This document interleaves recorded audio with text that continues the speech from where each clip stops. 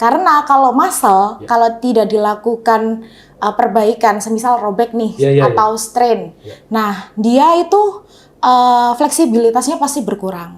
Menurut saya kalau chiropractor itu hanya kenyamanan sesaat, di mana dia hanya mengurai asam laktat sesaat. Seseorang praktisi medis yang sangat ahli di bidang penyembuhan cedera, ya, kemudian memperbaiki alignment tubuh dari pasien-pasien, ya, Mbak Putri. Wah, certified dan sangat dipuji tadi oleh Dr. Pinky, karena Dr. Pinky kebetulan juga adalah pasiennya Mbak Putri. Ya, nah, saya mau bertanya ke Mbak Putri ini dari pasien hari ini. Ya, pasien hari ini tuh ada pasien wanita berumur sekitar akhir 60-an, ya, hampir 70, barusan terjatuh terus kemudian mengalami cedera. Dan dia bilang bahwa perawatan fisioterapi, perawatan rehab medik saya ini di rumah sakit dan di klinik itu nggak ada hasilnya. Nah, saya mau menanyakan ke Mbak Putri, kalau orang itu cedera, ya, yang pertama harus dilakukan itu apa? Yang pertama kita harus observasi dulu, dok. Terlebih dari kayak cederanya udah berapa lama, sudah melakukan treatment apa aja, terus beliau ini sudah melakukan PR-PR dari praktisi tersebut juga atau tidak, seperti itu. Karena selain dari terapi dari rumah sakit, klinik, berguna juga untuk PR-nya juga. PR apa aja? Seperti kayak edukasi dari praktisi, semisal nih ya, kayak cedera shoulder, dia butuh penguatan. Biasanya kan kalau namanya cedera itu ada namanya otot itu weakness atau tight. Nah, kalau tight itu kita bantu benerin nih sama pain manajemennya.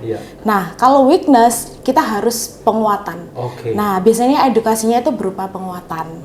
Seperti itu. Kita observasi apakah sudah benar-benar dilakukan step by step dari sebelum-sebelumnya. Kalau semisal memang ada yang terlewat atau ada mungkin edukasi yang terlupakan, itu nanti kita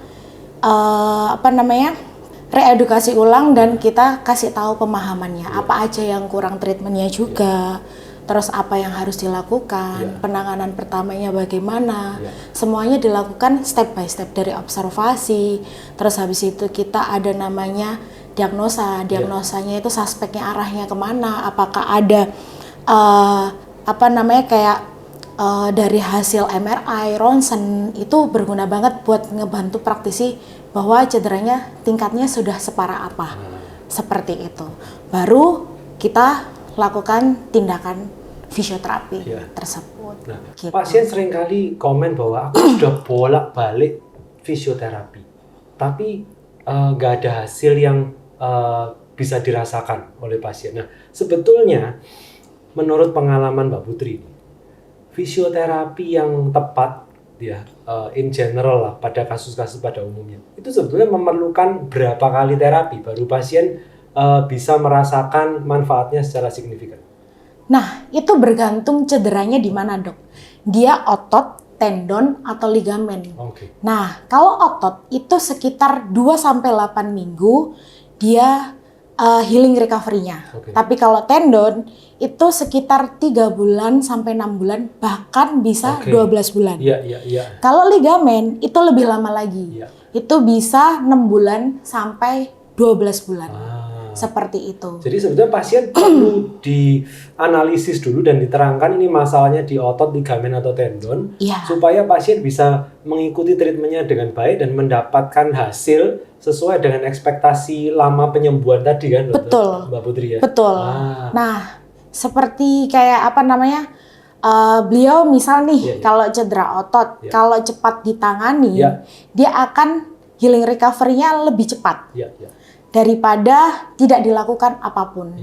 Karena kalau muscle, kalau tidak dilakukan perbaikan, semisal robek nih atau strain, nah dia itu fleksibilitasnya pasti berkurang, nyerinya akan terus menerus. Nah kalau kita ke fisioterapi, itu jatuhnya dia nyerinya berkurang, fleksibilitasnya lebih jauh lagi dan bahkan bisa normal kembali, seperti itu. Ini pertanyaan umum ada di benak semua orang ya. Nah, ketika seseorang itu jatuh gitu. Misalkan ini ngepel di rumah ya, terus kemudian jatuh, cedera di kaki lah misalkan. Nah, pasien itu seringkali tergoda untuk melakukan pemijatan. Ya, nah, yang sakit itu dipijet. Ya, nah, diurut atau dipijet. Sebetulnya itu baik atau enggak? Kalau dipijet di tempat cederanya, itu tidak baik. Tidak saya sarankan. Tapi kalau di atas tempat cederanya, maksudnya bukan yang tempat lukanya atau atau yang robek atau apapun, itu tidak masalah. Karena dari cedera itu ada namanya guard spasme. Guard spasme? Iya. Kalau cedera, dia pasti ada guard spasme di mana ototnya mengeras. Di atasnya gitu. Cedera itu? Iya, di sekitar tempat cedera tersebut. Nah, otomatis dia butuh relaksasi.